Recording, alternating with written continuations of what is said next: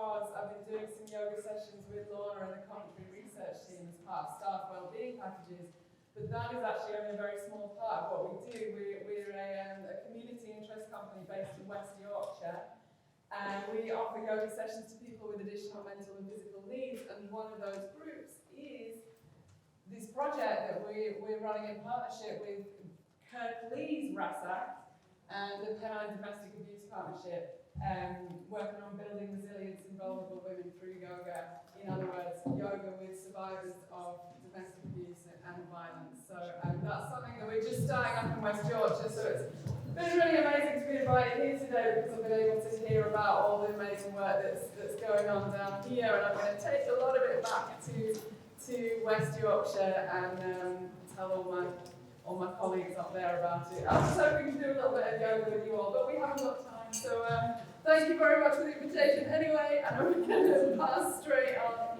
to you guys. Thank you,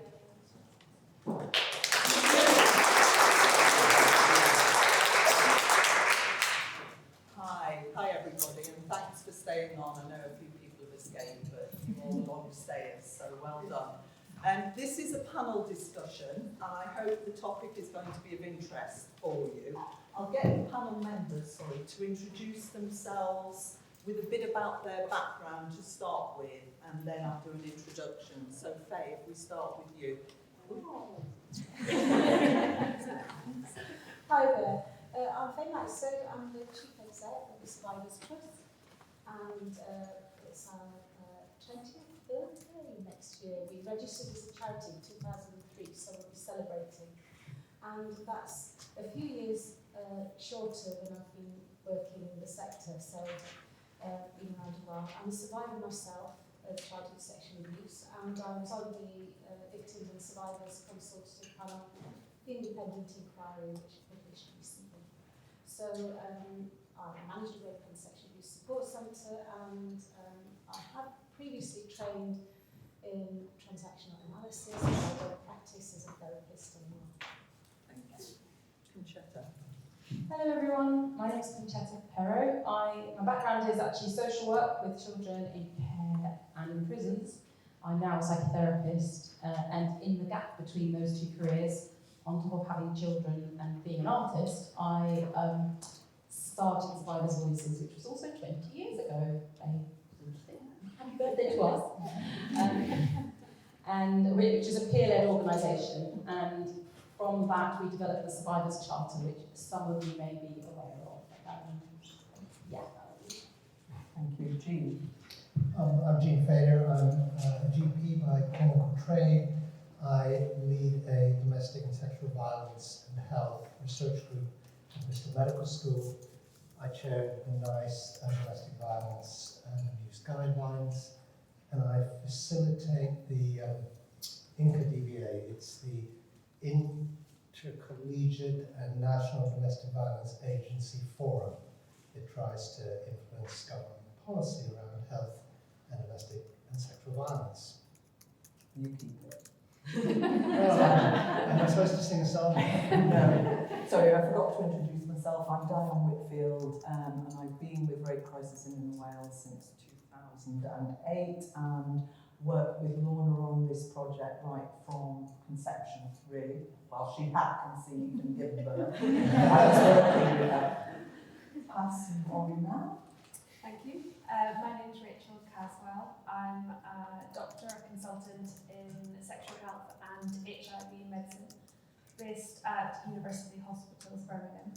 And I work part-time as a clinician, and I work part-time doing research, and my area of interest is within sexual health services and looking at how we can better provide safe and supportive places for people after sexual violence. Thank you. Hi everybody, my name's Millie, and I'm a police officer by trade. So I joined Leicestershire Police in 2000, and after 17 years and also quite extensive experience with investigating rape and serious sexual offences, I left Leicestershire Police on a career break, and now remain employed by Leicestershire Police as a staff member who manages our sexual assault referral centre. It's called Juniper Lodge, and we cover Leicester, Leicestershire, Rutland. I'm also really privileged to be able to sit on the National Lived Experience and Professional Survivors group for NHS. And I've been a co-investigator with Laura and the team from the start, which feels like it's only been 5 minutes, but it's been over 4 years.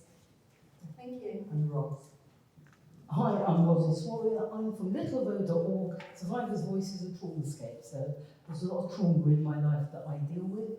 Prior to that, I was working in the legal field, and then I realised that the law is not necessarily the answer as it stands to people who are victims, survivors of sexual assault. So Little Ro was born, and our job is to amplify the BIPOC voice, which means Black, Indigenous and people of colour, but we're there for all survivors and we want to change the law. So I go out now as a public speaker and somebody working behind the scenes to make a difference. Thank you. So what we're here today is to acknowledge the importance of the research that you've heard presented today. I mean, for most of you who are practitioners in this field, this will not be a shock. Survivors' experience of care, support and pursuing justice can be incredibly varied. Some survivors have reported feeling empowered and listened to, whilst others sadly are not. Just one negative experience can lead to survivors blaming themselves and being re-traumatised. The term trauma-informed practice is often used to describe an approach where professionals positively support and empower survivors. But what we're here today to do is really talk about what that may mean, because it's a really common term in our world, and I think it's used ambiguously and interchangeably. And so I wanted to ask the panel members a couple of questions, but my first one would be what they feel, those that feel they can answer, what they feel the difference between trauma-informed practices and trauma-focused practice. So, Faye, would you like to start us? Yeah, of course. Thank you. So, for me, if I think about trauma-focused work, then that's work with a survivor, which is specifically looking at the sexual violence or sexual abuse that they've experienced. It's not necessarily delivered in a trauma-informed way, and it may not be a trauma-informed organisation where it's delivered. So, for me, there is a huge difference between trauma-focused and trauma-informed practice. So, if we're thinking about trauma-informed practice, we need to have a whole organisation approach. It needs to be buy-in from the top, who will understand that staff need to be trained, supervised and supported in a whole variety of ways to cope with the trauma that they're working with. And that training for staff needs to include all of the information about the impact of trauma, prevalence of sexual violence, to raise that awareness, but also an understanding of how to look after yourself. And it's a surprise to me that there is such a high turnover in some professions. And it's because the organisation isn't trauma-informed. They aren't training their staff, they aren't supporting their staff to work in a way that protects their own mental health. And if you do that, you end up with staff that are losing empathy, compassion fatigue, feeling exhausted, feeling like they can't win.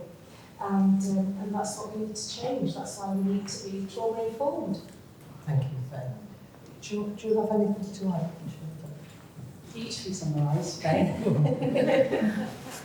I would say two things.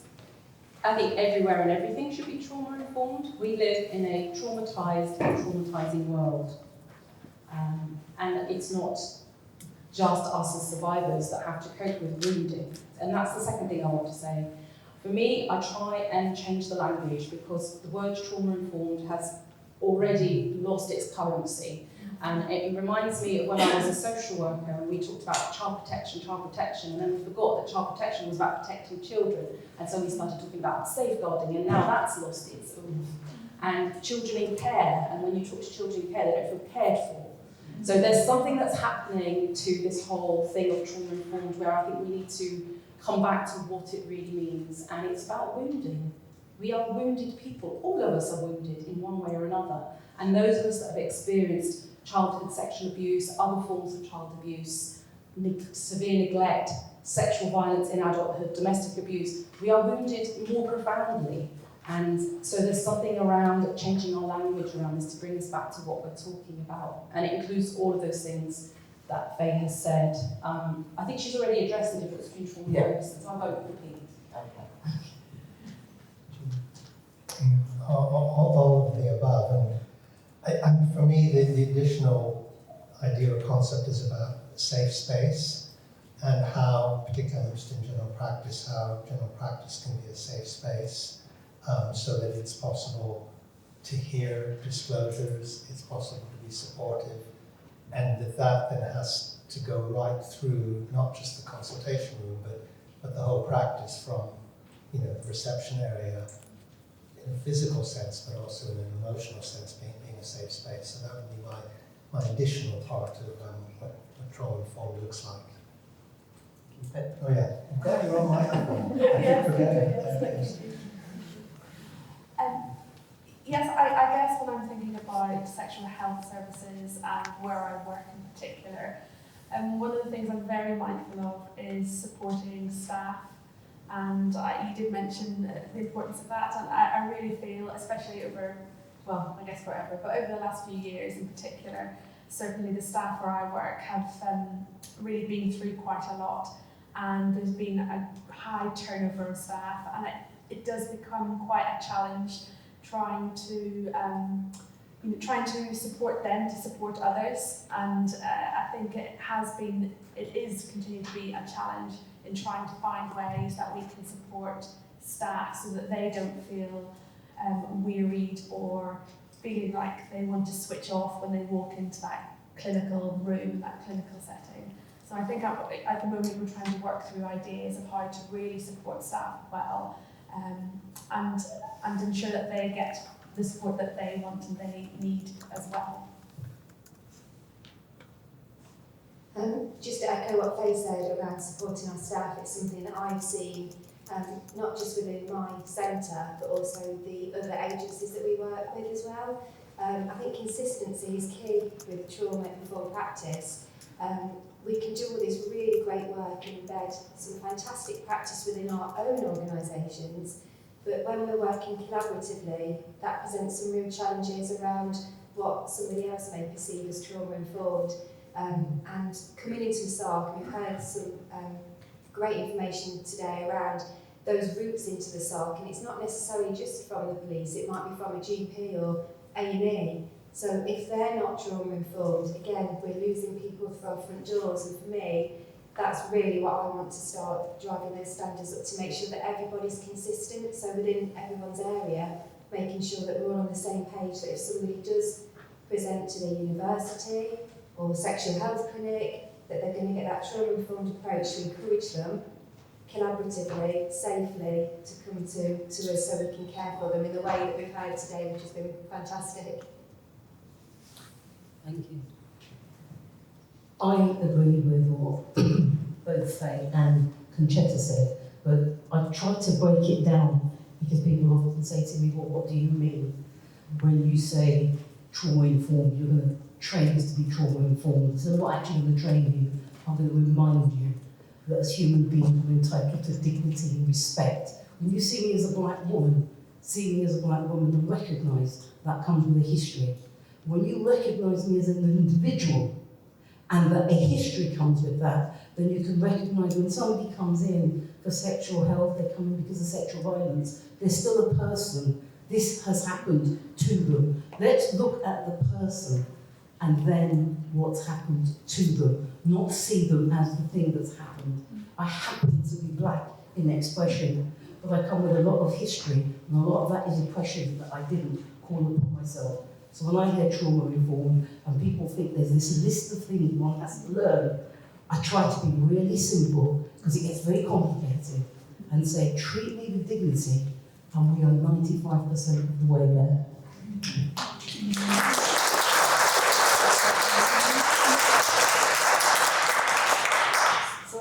begs the question for me about why organisations are trauma-informed. What are the barriers? What stops them being this? Because it sounds, sitting here today, listening to the research, knowing what a number of you as service providers do deliver, I'd struggle to find you saying we weren't trauma-informed, but we're recognising that a number of other agencies and individuals in the care pathway to survivors are not trauma-informed, or they're not doing it adequately enough. So what are the barriers? I'm going to be fair. Go right to you, Kate. Thank you. I think one of the biggest barriers, I think, is for management to allow staff the time and the space to be trauma-informed. And all the training in the world will not change if the systems that you're using aren't trauma-informed, if the staff don't have enough clinical supervision, if they don't have enough training, if the spaces where you're asking people to come into aren't safe and secure, then it's not going to be trauma-informed. If there isn't evidence in the place where you're bringing people that there is an understanding of trauma, then that's not going to occur to someone that it's safe to say, I need a different approach. So I think the barriers for me are around management, allowing that time, allowing that space, making sure that staff are given time off to attend training, that there is a sensitive approach to when staff need more time, if they've actually experienced a reaction as a result of working with trauma.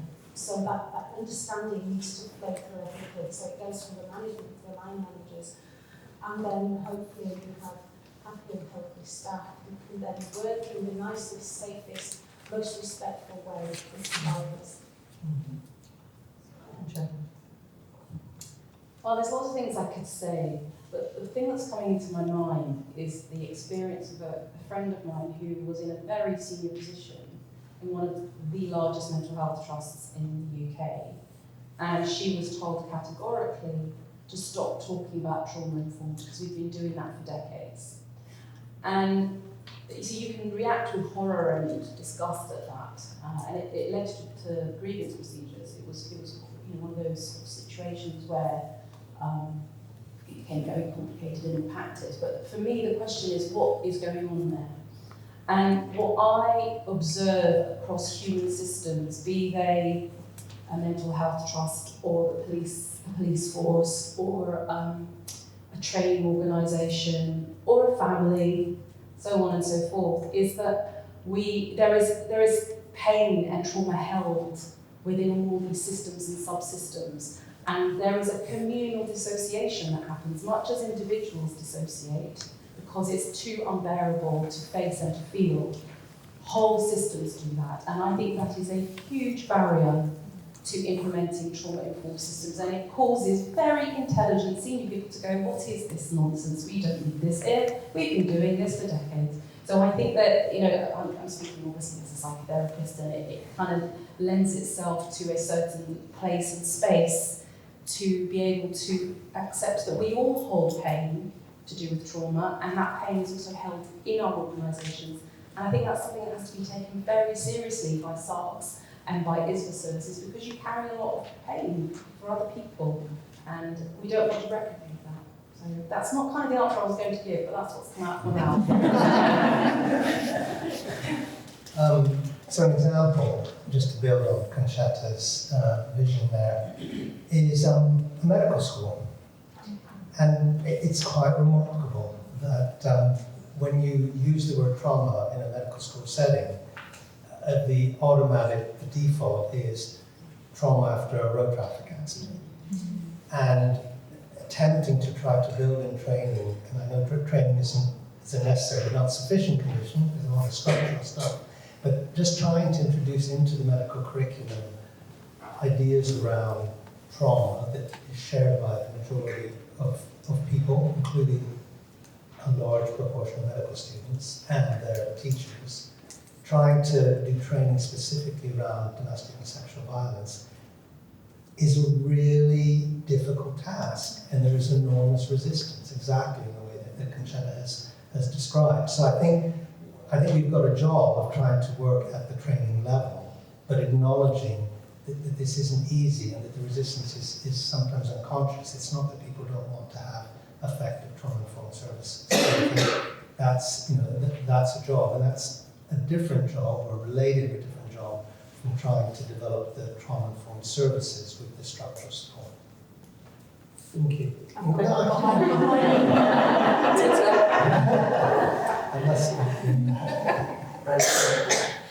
Yeah, I find it quite interesting, Jean talking about medical school, and also people somehow, well, it feels like making an assumption that trauma-informed care phrase has been overused, because I don't think it's been used enough. Actually, we're in the world that I revolve around as a doctor, and I find it really interesting that, it's quite sad that it hasn't been used enough and overused or whatever, but I just feel it hasn't, and I think part of that stems from the very way or the very nature of how doctors are trained at medical school, and certainly in the work that I do now, actually with staff within the sexual health service, some of that's just trying to rewind that, or just forget that approach and forget about doing the fixing, the bandaging, just sorting out the person in front of you. That's not what you're going to be doing when you walk into that consultation room. And trying to undo all that about medical training is quite a challenge. But I think, it sounds, what Jean's involved with about looking at medical schools and what they're taught is really important. But I think what, other people face now in the services is people who've come through that system and almost have to unlearn a way of thinking. And actually trauma-informed is new to them, a new way of thinking about caring and creating safe places for people. Thank you. Millie, and you can also refer to your experience as a police officer previously as well. Okay, yeah, so much what Rachel said around trauma-informed term being quite a new thing, I would say that's the same for the police force. I know within our local police force, Leicestershire, we've got some mandatory training of trauma-informed training, and the takeaway message of that is every interaction is an intervention, and wherever you go in the police stations, that's up there, there's briefings, and I suppose for me it's just around making officers aware what that means in practice. And when we think about those barriers, for me at the SARC, I am seeing some really good practice with the police officers. There's been a huge shift around language, and I know language builds into trust and culture. A few years ago, you'd see on their reports that they received an allegation of, we don't do that now, and that's really accepted that we don't use specific terminology, which is minimising, which is just not right. So I can see those changes. There's still work to be done. Within SARCs, I think you said, Faye, about timing. There just needs to be this change where everything just slows down, we just settle down. The police work to timings, we work to timings, FFLM guidelines, recovery of evidence. But what is at the heart of it is a victim, is a survivor that is going through it, and we just need to slow things down and make sure that that person is empowered to make a choice. Whether they want to go ahead at that time, it's up to them. I always say, and I'm a bit of a nagger to the police officers that come through, we'll see a client, they'll go through the forensic medical, and they've probably been up for a day. They've been up for a day, and then they're speaking around doing an interview, and it's like, no, and if I'm crisis working, no, we're not going to do that. And it's again that culture, isn't it? Because with police officers, when they deal with baddies, they have to have what we call a lie down, or with PACE, they're governed by rules where they have to be put to bed in the cell for 8 hours. You can't wake them up. But yeah, victims, they're there all night, and I've not been asleep for 26 hours, and we think it's okay to interview somebody. No, and I'm always there at the door, no. And somebody might say, I just want to get it over and done with, and you're trying to say, no, it's your choice. I know that the police want to do that, that's a lovely thing to have, but you've got to sleep, and it's got to be your choice. So I can see good practice. It's coming. I think it is coming within the SARCs. I'm reassured with it, but we still have got a long way to go.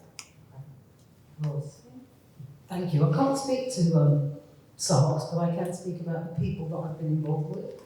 And when they come into support groups or we're speaking, what's always quite clear to me is they feel that they've been disempowered by the people that they are speaking to, the people who are there to help them. And it reminds me of Gabor Mate, who says, doctors become doctors to save people. They think they are saviours. The problem with the saviour is they don't always see the person in front of them, which is where I started this conversation. It's about my pain, not about yours. You're there to help me. And we don't get enough of that. I think the other problem that we have is in recruitment. People take on jobs, and some of them, quite frankly, don't know why they are in the service. For them, it's just a paycheck. We need to look at the way and who we are recruiting to posts. And then I think we need consistency of policy, because trauma-informed is supposed to mean caring about what my woundedness is. That is called a victim-centred approach, which I've always used in antisocial behaviour. But yet, 2 years ago, the Metropolitan Police said, we don't do a victim-centred approach. How does that make the officers feel on the ground? If on the one hand you don't have a victim-centred approach, but you're saying to people, you must have a trauma-informed approach. We have to find language, we have to find a way of making what's happening a human matter, as opposed to policy issues that have titles that don't actually translate into words and deeds that people can effectively understand. And I think when we get back to being human, then we can deal with matters on a real basis that can shift the pain of the people we are there to help. And I think my final point is, this word safe keeps coming up, that we've got a safe space at work. You're traumatised, I'm traumatised. Who can hold a really safe space? So we've got to stop being about words and more about deeds and what we mean and acting out what we mean. Because a real safe space, can we really hold one? So we've got to be careful about our words, our policy, our consistency, how it's cohesive, and please, who we actually employ. Let's look at the employment process, the actual recruitment. Thank you. I guess thinking about it as well, I'm quite interested in the communal dissociation, because we are talking about barriers, and those barriers you can't pinpoint just individuals, you pinpoint systems and organisations really. And I'm wondering about the connection and relationship to the myths and stereotypes that are victim blaming and othering. And perhaps there's a safety for some to say this would never happen to me because I would never act in such a stupid fashion, and that comes with a judgment, and that is a massive barrier to being trauma-informed and putting that survivor at the centre of the work you're doing, because you're starting with a negative judgment. I'm just really interested in that connection. But I know we're coming to the end, but I wanted to end on a positive note, which is very unlike me, but end on a positive note. And it was about what we think, actually what we consider is a really good example. So speaking from what you've seen and experienced, a really good example of trauma-informed in your world. Yeah, thank you. And I think for me, one of the best examples of someone working in a trauma-informed way is my dentist, William. He's William the dentist. No, William. From the minute I get in there, he's telling me what he's doing. I'm going to do this. I'm going to use this instrument. This is what this does. This is what that does. This is what will happen. I'm just going to do. Is it all right if I do? I'm just going to do this now, and it's a constant dialogue of letting me know what's going to happen, when, why, and that I've got a choice. I can say no. And I think one of the biggest lessons for us we run a campaign called Check Me First, which is about training health professionals to work with survivors. And one of the biggest things that we've experienced is the light bulb moment when dentists realise that if someone's been sexually abused, then having things placed in their mouth could well be incredibly traumatising. And time and again, we see that, oh, right, okay, and that, I think, prompts that change. But I kind of want to say that there's the principle of do no harm, which I think is very easy forgotten, particularly I'm thinking of the mental health system and this whole forcing, rushing and finishing. You wouldn't finish somebody halfway through their cancer treatment or their diabetes treatment. Somehow it seems to be completely acceptable to stick you with 12 weeks of IAPT. That's not good practice, that's me moaning. I hear that, okay. I just want you to say it. I think I want to say something about my own therapist actually. There's something about safety that I think we need to, for me, I'm talking as a survivor as well as a practitioner, that we need to blow this idea that there's any such thing as complete safety. There isn't. And my therapist has encouraged me to be able to lean into my safety and meet myself with love and with kindness so that I can become expansive enough to heal. And I think for some of us, I'm talking personally, but my trauma is so huge, it's not just sexual abuse, it's like somebody on the video said, it's all the demons from the past back up on you. Cultural, systemic, personal, familial, the whole lot. Sometimes it is so huge that I think we need to understand that it is a lifelong journey, and the container that I need for me to heal involves lots of things, not one thing or one person. And certainly what's come through this research, which is so heartening, is the creativity, the body-based interventions, the spirituality, the relational, all those things which any survivor research forum you go to, everybody will say the same things. The only people that aren't saying it are NHS England, and really they need to get with the programme. And that's something to do with the research world, that is so positivist and materialistic that if you go and talk about meditation, spirituality and yoga, it gets kicked into the long grass. And so for me, those things have been the things that have been trauma-informed. Someone that helps me meet myself with love and compassion very gently over a long period of time. So I think for me an example of trauma-informed, of good trauma-informed practice is actually structural. It's the IRIS program.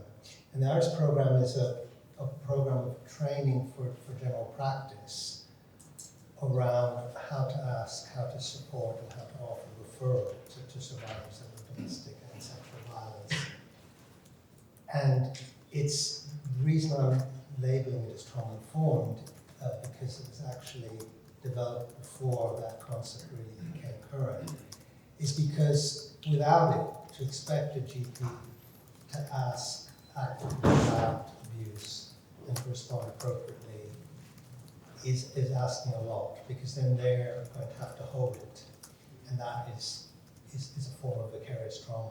And I think one of the reasons why the IRIS program works is because that possibility of referral and sharing and getting specialist support for the survivor actually allows the GP to do that. And in that sense, I think it helps the GP, i.e. me, to cope with my vicarious trauma at hearing some of the most awful stories that human beings have. Oh.